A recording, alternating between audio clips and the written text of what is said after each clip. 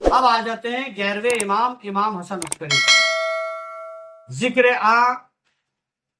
گنجی نئے علم و حکمت نور مجسم بے ظلمت ما بالا تفاق مجتہد ولی اور امام ابو محمد حسین بن علی. ان کا نام تھا امام ابو محمد حسین بن علی. ائمہ اہل بیت میں سے 11ویں امام ہے. سننے لائق واقعہ دوستو، سننا دوستو سننا. آپ کی والدہ ماجدہ کا اسم گرامی سوزن تھا. کیا تھا آپ کی والدہ کا نام؟ سوزن. آپ کی والدہ سوموار کے دن 10 ماہ ربیع الاول یا ربیع الاخر 231 ہجری اور ایک روایت کے مطابق 232 ہجری کو مدینہ میں آپ کی جو ولادت ہے وہ مدینہ میں ہوئی. ٹھیک ہے نا؟ اور 231 یا 232 میں اور ربیع الاول کے مہینے میں ہے نا. اور دن تھا 10 ربیع الاول. 231 یا 232 ہجری 10 ربیع الاول آپ کی ولادت مدینے میں ہوئی. آپ مدینے میں پیدا ہو. 11ویں امام کے نام اور کنیت کی مشابہت حضرت امام حسن بن علی کے ساتھ تھی. ان کا نام امام حسن سے ملتا تھا.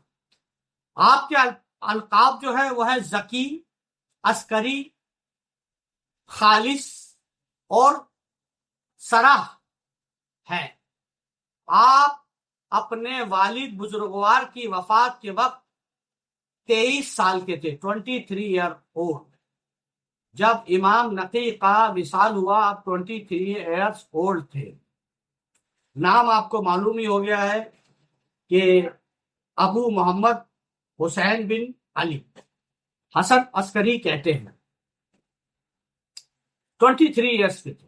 دوسری روایت کے مطابق آپ کی عمر 22 سال تھی، 22، جب اپنے والد کی مسند پر بیٹھے. جب مسند امامت کی گدی بیٹھے تو 22 یا 23 سال تھے.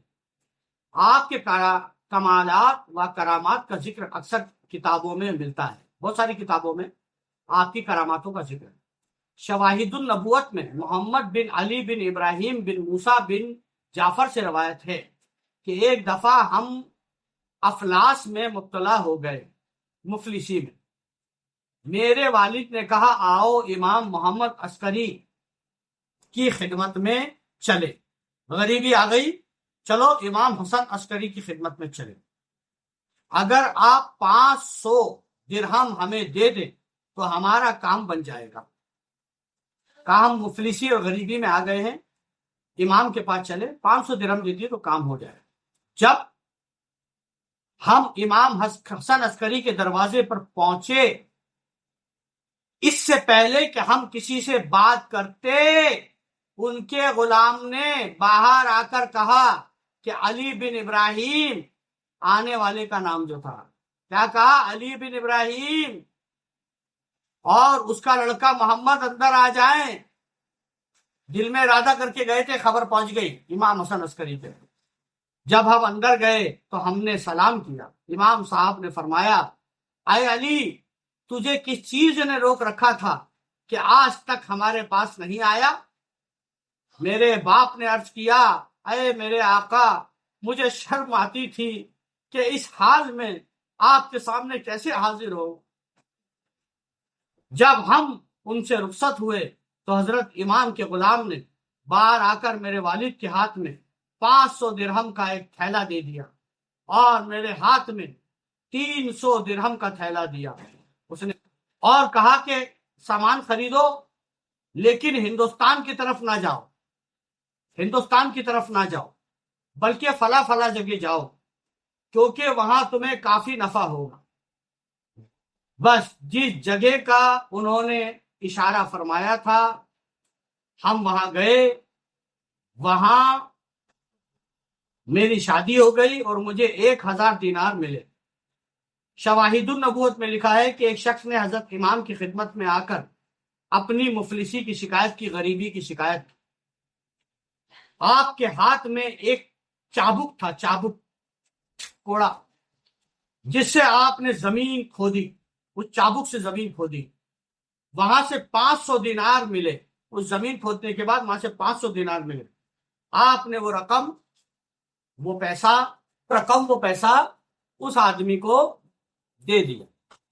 حق تعالیٰ نے اپنے خزانوں کی چابیاں حضرت امام کے ہاتھوں میں دے رکھی تھی. معتبر کتابیں دوست. حق تعالیٰ نے اپنے خزانوں کی چابیاں امام کو دے رکھی. جو چاہتے تھے بلا تکلف تصرف فرماتے تھے. جو چاہتے تھے بلا تکلف کسی کو، جیسے غریب نواز دینا 850 سال. حق تعالیٰ نے ہر دور میں اہل بیت کے ہاتھ میں دیے اپنے خزانے کی چابی. جبھی تو غریب نواز سے آ کے مانگ رہے ہیں 900 سال تک بھی لوگ. یہ بھی شواہد النبوت میں لکھا ہے کہ ایک شخص خلیفہ کے قید خانے میں قید تھا. اس نے اپنی بے کسی اور قیدی گرانی کا حال حضرت امام کی خدمت میں لکھ کر ارسال کیا. ایک خط لکھا کہ امام مجھے خلیفہ نے قید کر کے رکھا ہوا ہے.